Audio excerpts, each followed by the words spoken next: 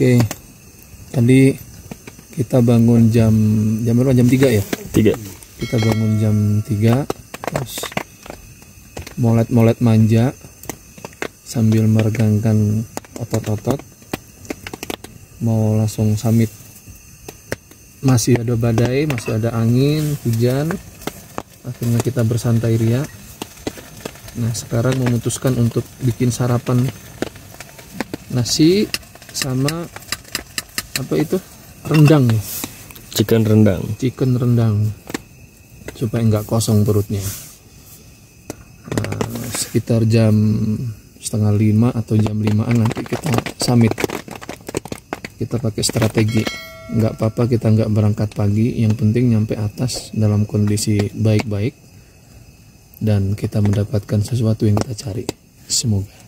Kita sarapan dulu di sini.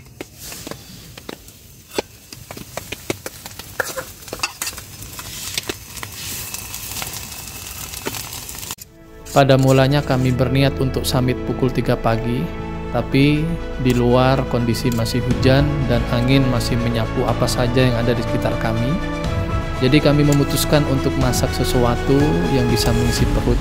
Sembari nunggu, semoga selepas sarapan, hujan sudah reda dan angin sudah terkondisikan dengan baik. Tapi sampai pukul 5 pagi ternyata hujan masih saja turun, angin masih saja menyapu sekitaran kami, yang itu sangat tidak direkomendasikan untuk melaksanakan summit. Kita mau apa nih? Sarapan. Sepagi ini udah sarapan. Emang mau kemana? Summit. Summit. Doakan semoga berhasil summit. Rendang ayam.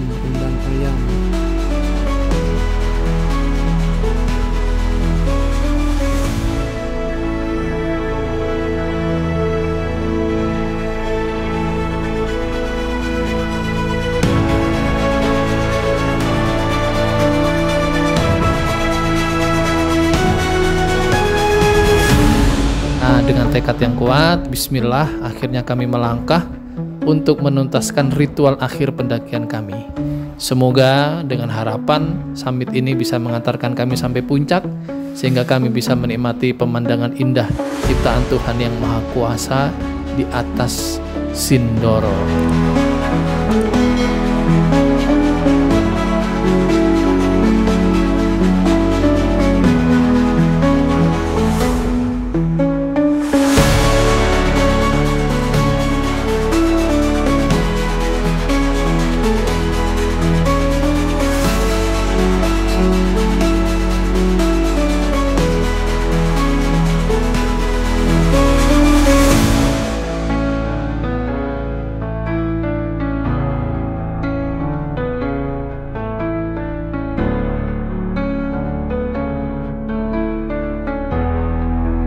Summit dari Sunrise Camp dibutuhkan jarak tempuh kurang lebih 3-4 jam. Kalau kondisinya baik-baik saja, cuacanya cerah, tidak ada hujan, tidak ada angin, tidak ada badai dan sebagainya. Tapi kalau ada hujan ya bisa sampai 4-5 jam. Seperti halnya yang sedang kami terjang ini nih. Di tengah jalan kami disapa hujan yang sangat lebat dan angin kembali ribut, membuat kami was-was apakah kami bisa berhasil sampai puncak atau tidak.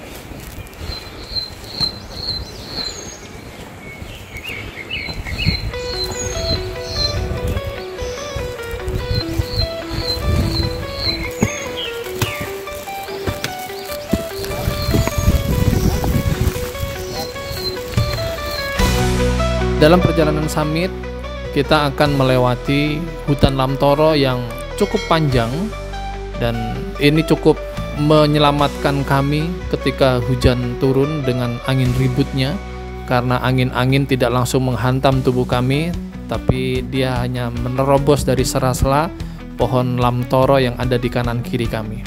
Meskipun demikian, kami tetap harus waspada. Ini di atas ketinggian yang tidak wajar ketika turun hujan. Angin juga tidak seperti halnya ketika di bawah, maka segala sesuatunya harus diantisipasi dengan baik dan kami harus bisa membaca kondisi dengan sebaik-baik mungkin. Kalau memang memungkinkan, maka dilanjutkan untuk sampai ke puncak. Kalau memang kondisinya tidak memungkinkan, ya apa boleh buat. Puncak memang tujuan, tapi keselamatan adalah prioritas yang harus diutamakan. Lain waktu kita bisa sampai ke puncak. Kalau summitnya gagal, kita bisa mendaki ulang di gunung yang sama dengan jalur yang sama. Tapi kalau tidak selamat, ya sudah, selesai sudah. Kita tidak bisa mengulanginya lagi.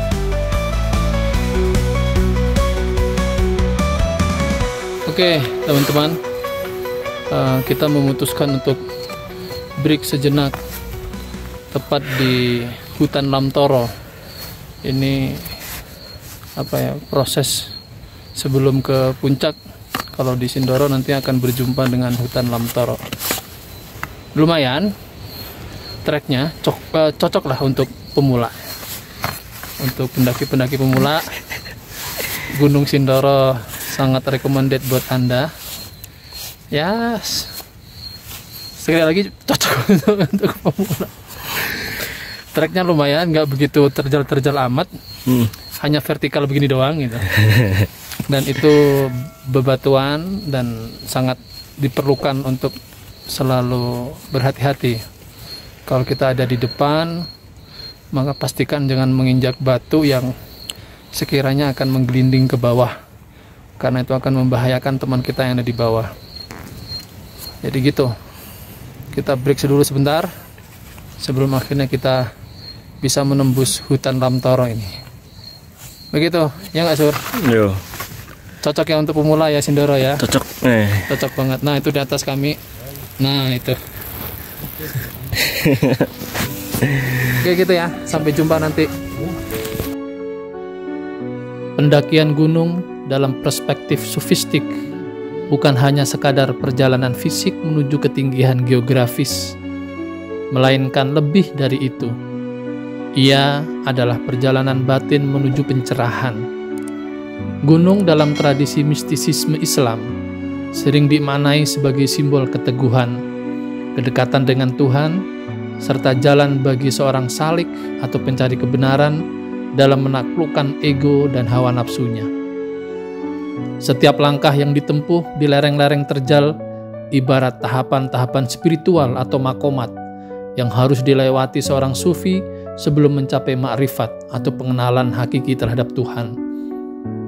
Dalam sunyi dan dinginnya gunung, seorang pendaki belajar melepaskan diri dari belenggu duniawi, menemukan hakikat dirinya, dan merasakan kebersatuan dengan alam yang merupakan manifestasi kebesarannya.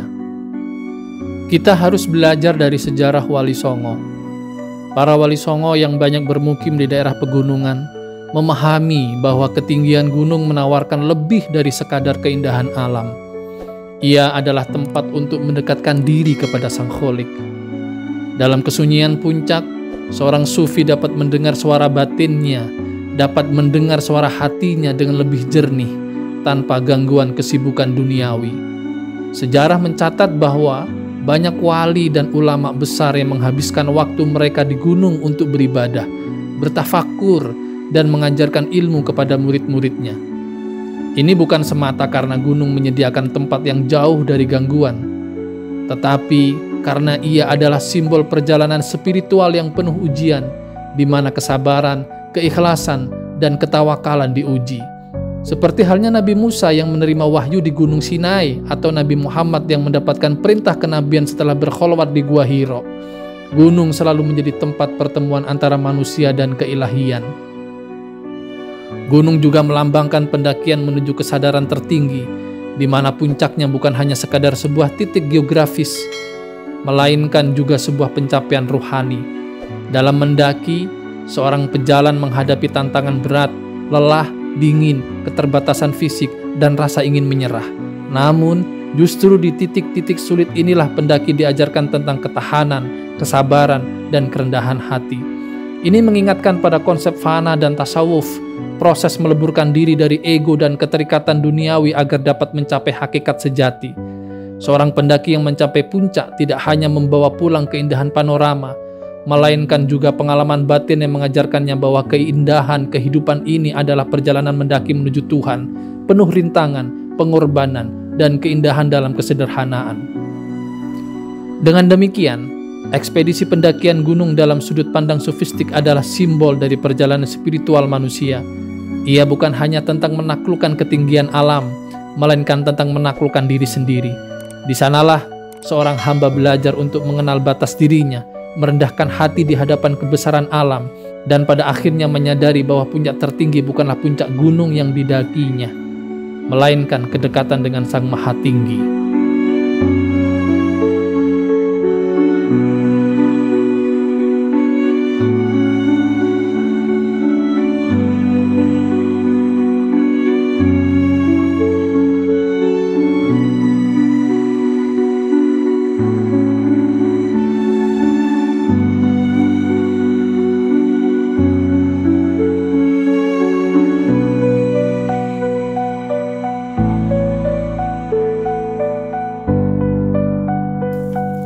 Oke, teman-teman, barusan kami diterjang hujan. Ini udah ganti kostum Power Ranger. Power Ranger kuning. Biasanya kalau Power Ranger kuning tuh cewek. Makanya dia jas Power Rangernya kayak juban. Itu kalau ada angin bahayaan. Jadi disarankan jas hujannya yang seperti inilah minimal. Kalau ada banyak kok jaket-jaket gunung yang udah waterproof, anti air, anti melarat, anti miskin dan sebagainya. Jadi nanti semoga gak ada angin supaya Power Ranger kuning tidak berterbangan nanti jas hujannya.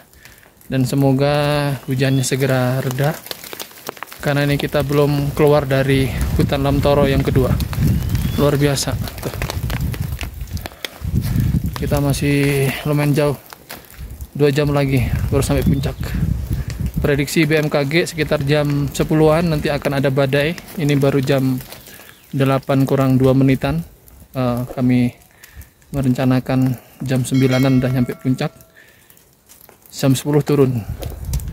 Oke, apakah kami berhasil sampai puncak? Wallahu a'lam bishawab. Di tengah perjalanan sebelum kami sampai di Watu Tata, kami sudah disapa banyak pendaki yang sudah mulai turun. Mereka tidak lanjut sampai ke puncak yang katanya setelah hutan Lamtoro ini di atas badai lebih mengerikan, hujan lebih besar katanya, dan mereka turun dalam kondisi yang basah kuyup. Kami yang punya harapan hujan bisa reda dan kami bisa sampai ke puncak, terus melanjutkan langkah. Apakah kami berhasil sampai puncak? Mari kita lanjutkan videonya. Kami sudah sampai di kawasan Watu Tata 1. Artinya sebentar lagi puncak sudah kelihatan.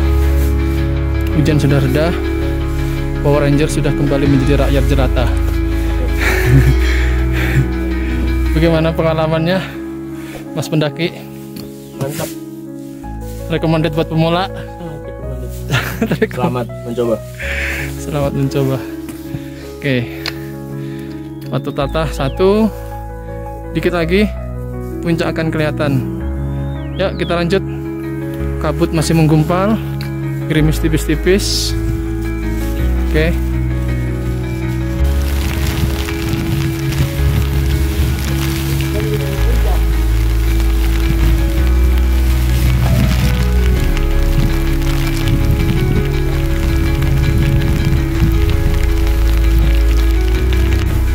Sepertinya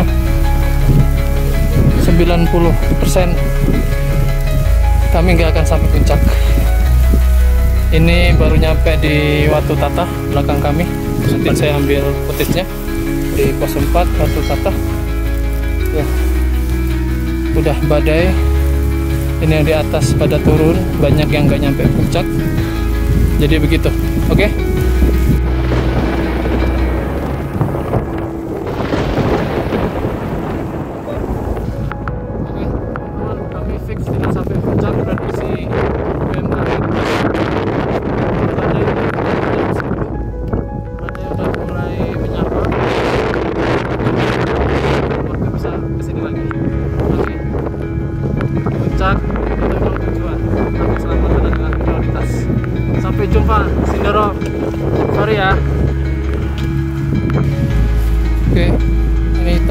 pendaki lain yang sama seperti kami tidak jadi ke puncak karena badai luar biasa, angin ribut campur hujan, jalannya bebatuan, tanahnya becek, harus serba waspada.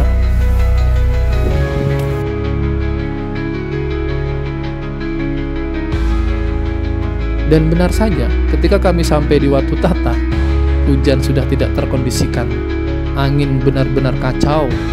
Maka dengan kerendahan hati dan kesabaran, kami memutuskan untuk kembali turun, membersamai para pendaki-pendaki yang gagal muncak hari ini.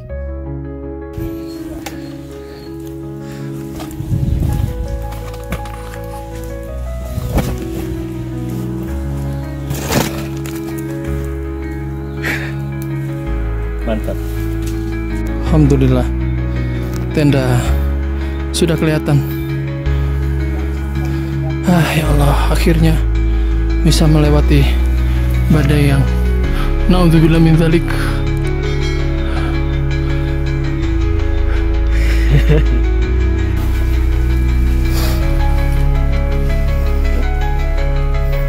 Beginilah treknya Sindoro via Keledung. Cukup banyak pohon-pohon yang tumbang, treknya bebatuan bercampur tanah. Kalau habis hujan seperti ini, luar biasa tantangannya.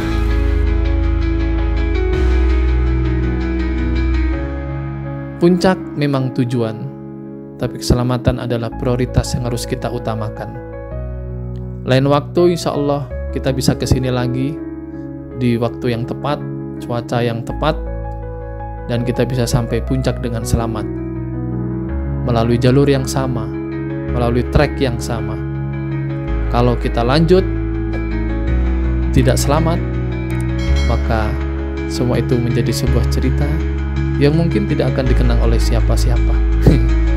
Jadi kami memutuskan untuk turun kembali ke tenda, berkemas, dan kami turun kembali ke base camp. Sindoro via Keledung, terima kasih atas PR-nya. Next time, insya Allah kami akan kembali untuk menyelesaikan ekspedisi ini. Kita rehat dulu. Meskipun di tengah badai, jangan sampai kita menjadi badai untuk diri sendiri. Ini makan buah. Bismillah.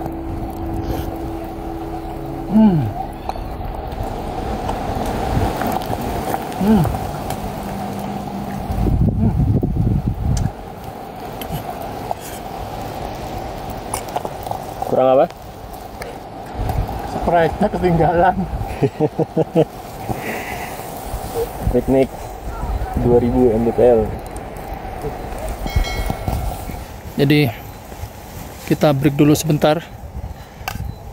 Dinginnya mantap sekali.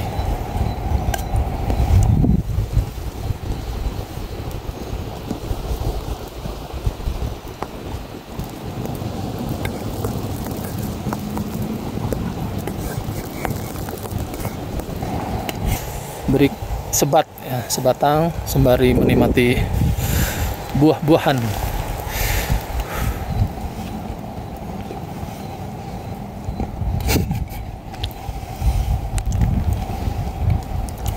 Mantap. Buah apa sur itu sur? Pepaya. Ada paya, terus Apel. apel, Nanas. Dah. Sekian. susu ya. Susu bukan buah. Oh iya ya, susu bukan buah ya. Keren buah.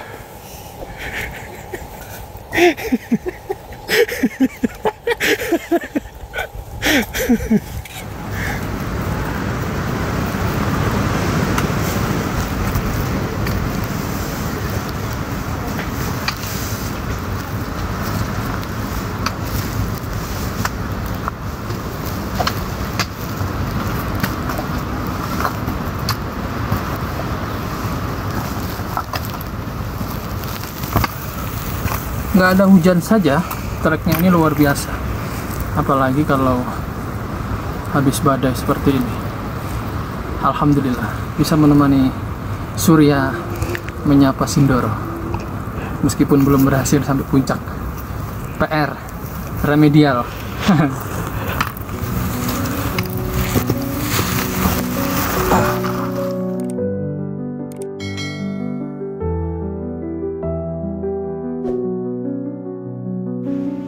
Hari ini memang luar biasa. Di bawah itu sunrise camp, tempat kami ngecamp. Seharusnya kalau kebuka tembok putih itu, view-nya adalah Gunung Sumbing. Hari ini luar biasa. Cuaca sedang bermanjaria.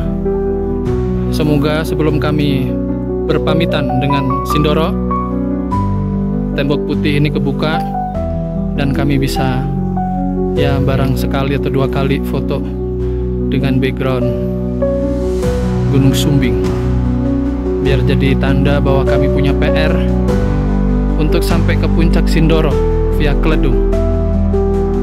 Alhamdulillah akhirnya sampai tenda juga.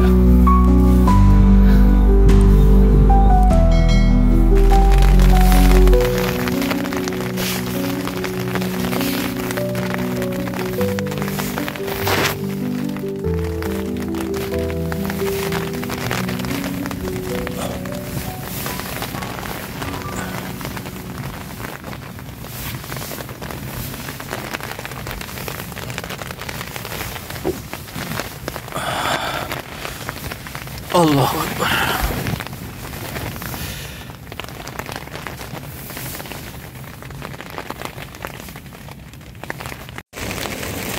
Badai bos, mau ngeliat apaan di sini? No, nggak kelihatan. Ada sedikit obat lelah. Semoga kebuka nanti ya. Itu kalau kebuka nanti syahdu. Kita sambil ngopi di tenda. View-nya adalah Gunung Sumbing. Alhamdulillah, beberapa menit sebelum kami meninggalkan sunrise camp, tiba-tiba langit terbuka, cuaca menjadi cerah. Sumbing yang tadinya putih pekat tiba-tiba terlihat. Kami sesegera mungkin untuk mengambil pose, mengambil beberapa foto dan beberapa menit untuk video. Ini bisa untuk oleh-oleh kami, untuk cerita bahwa kami punya PR untuk kembali lagi ke sini. Terima kasih Tuhan, meskipun hanya sebentar, tapi kami cukup bersyukur ada sesuatu yang bisa kami bawa pulang. Terima kasih, alhamdulillah.